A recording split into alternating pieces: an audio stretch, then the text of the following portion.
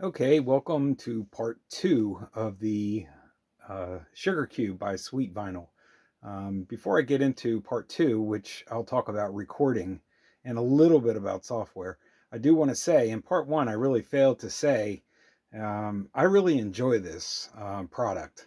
Um, there are a few little glitches here and there, but I really get enjoyment out of it. Some people might ask, um, why don't you just have CDs? If you want to have your music burned digitally. For me, I like to be immersed in music, and that's where I get it from listening to records. Um, but I have a lot of records that I really want to listen to in another format. Like if I'm at home in my office, which is the same room that my stereo is in, sometimes I'm working and I just want background music, and it's not the same as it is with vinyl. With vinyl, I'm looking directly at the stereo and I'm really immersed in it. Plus, I like to take my music on the road, and you can't do that very well with a record. So, anyways, what I'm going to do today is I'm going to go ahead and use this Foreigner record. The record itself is a original master recording. It's a very fine pressing, so there's not going to be a lot of clicks and pops on this. I definitely will engage the Sugar Cube though, because I'm going to record it, and I'll keep it probably at a level 2, but I'll show you a little bit more about that in a second.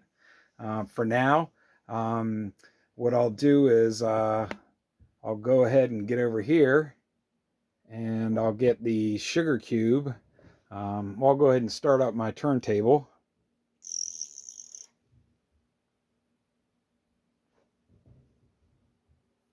And then I'll go ahead and put the stylus on it. Give me 1 second.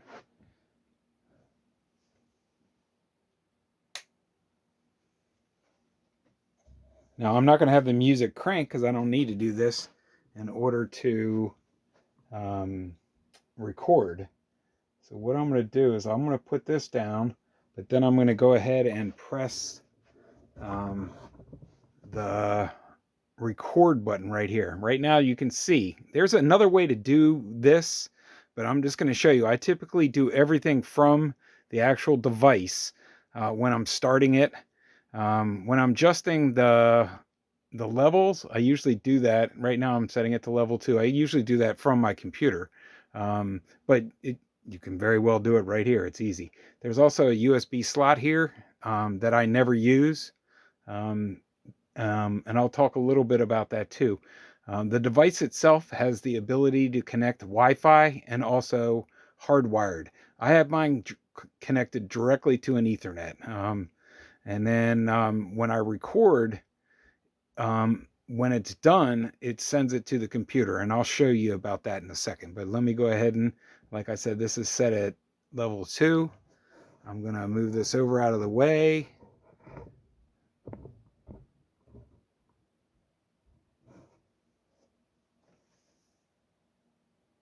And all I'm going to do when I put this down is press the record button. It's a little red button.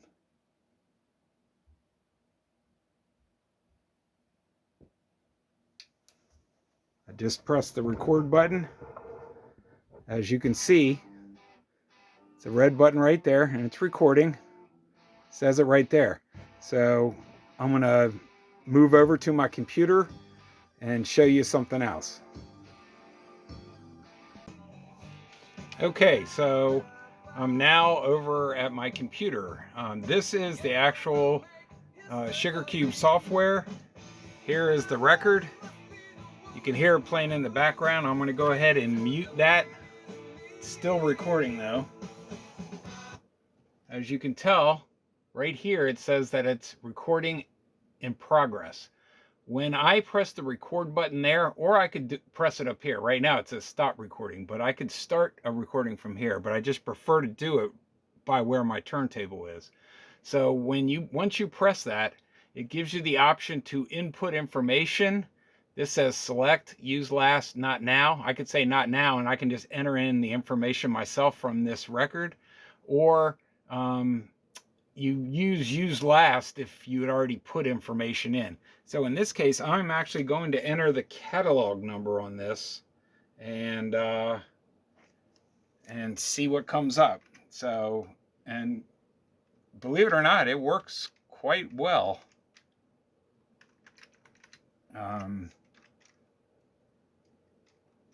Most of the time it finds what it, except for some extreme like heavy metal, sometimes it doesn't find that. So I'm entering this catalog number. I put a dash in there. It's kind of hard to work with the camera right here, but I'm going to select it and see it comes up. It shows up as Foreigner, that version, and then it shows up some other ones, but I know that this is the one. I'm going to hit select. When I hit select, it's bringing up the information now.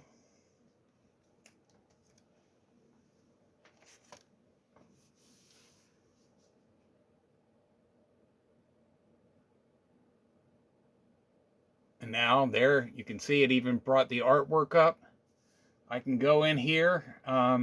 One thing I will say is you don't want to do too much stuff at one time with this, because the Sugar Cube can be a little temperamental at times. I've noticed that on a few things, but once I got used to some of the little quirks, I'm totally good with it. So what I'm doing is I'm recording it right now.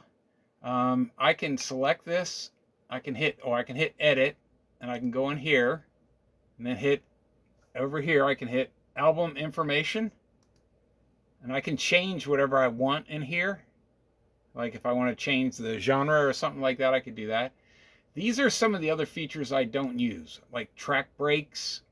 I don't use their software to break up my tracks.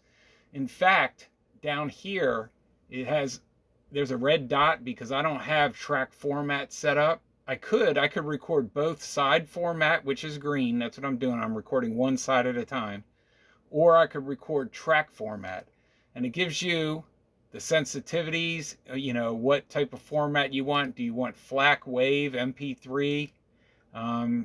What your sample rate is and your sample side. Do you want it 24-bit, 96 kilohertz? So for me, on the side format, I have it set up that way.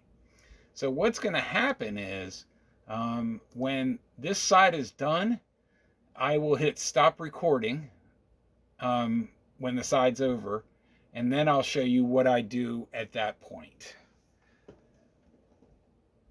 Okay, so I'm going to go ahead and turn off the recording from the actual device.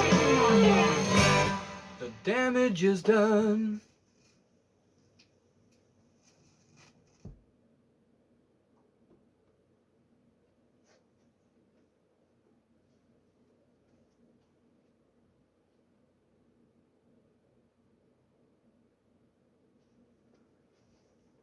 So the recording stopped. What I'm going to do is I'm going to go ahead and flip the record, and then I'll show you what it displays on the screen. So before I go ahead and start the record on side 2, I just want to note that over here, there is a feature on the software where you can press start a new recording, but I'm going to go ahead and do that from the actual Sugar Cube itself.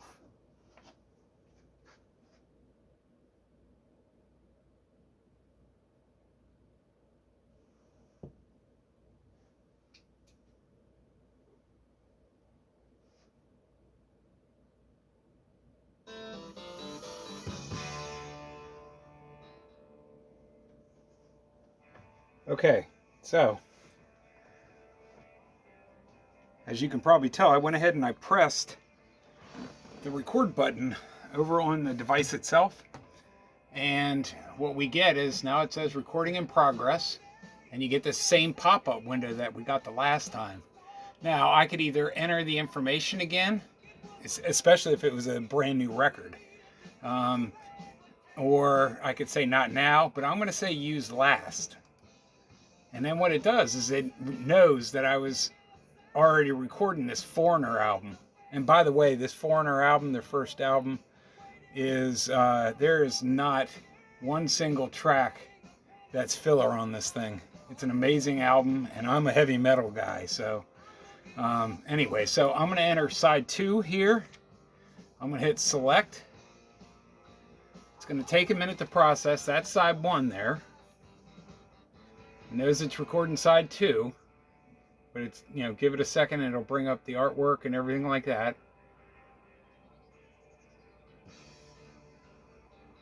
Now it says side 2. It's got the artwork. If I click edit, it shows me both side 1 and side 2. Still showing that the recording's in progress. It says here that this recorded about a minute ago in progress, and this says about an hour ago because I took a break and had dinner. Anyways, the artwork also, there's a display window on the actual SugarCube device. I tried to take a picture of it, but because of the glare it's hard to get, but the actual artwork does show up on the SugarCube as long as you use their catalog lookup piece. So anyways, when this is done recording, I'm going to come back and we'll finalize some other features at that point. Okay, so side 2 just finished recording, and I'm going to go over just a couple quick things here about the software, because part 3 will contain more information about the software. So obviously you don't want to hit clear recording storage area until you're totally done with everything. But what it shows you here, you have edit, album information, track breaks, trim track, save, side format, track format, and status. Right now I'm going to go to save, and it's going to give me, it gives me one option right now because this one's still processing, it's updating. So if I check this box right here and I go to save status, what it will do, it will start to the process. Now if side 2 was done and the checkbox was there, you could say select all, or you could check them both. I highly advise against that. That's one of the glitches that I have run across with this. It tends to overload when you do that. So I'm going to go back to save. I'm just going to hit this one. I'm going to hit save status. And now you can either save USB storage, and it says right here, no USB storage detected. It's because I'm not using one. Or download to this device. So what it's going to do is I'm going to hit start transfer. And what it's going to do, it's processing the recording for saving. And it's transferring it over to my computer at this point. Again, I'm connected directly. I am not connected wirelessly. Once this completes, it will then give me a link to download, and I will click download. It'll save it as a zip file to my download folder, and then I'll go in and I'll go back to save, and I'll hit the second option. See, right now it's not there yet because it's still updating, but once it's there, this one's flashing right now because it says it's in progress. Okay, but once it gets done, again, I'll save it, then I'll go back to save, and then I'll download that one. It'll go through the same process, and then I'll go ahead and I'll click that link, and then I'll have side 1 and side 2 as download links, and then at that point what I'll do is I'll break them up into separate tracks. I believe you can use this software for that, but I've had some issues with, I recorded one using the track format. I recorded 2 records, and each time it recognized the record and it separated the tracks. It did, but it depends on, like, when I put the stylus on the record, the song finished, but before it separated the track, it had already started track 2. So track 2 was actually in track 1. I'm sure there's a way to actually fix that in this software, but I find it easier just to use an external software program for that. And I will be using that software to show you all how to break up tracks in part 3.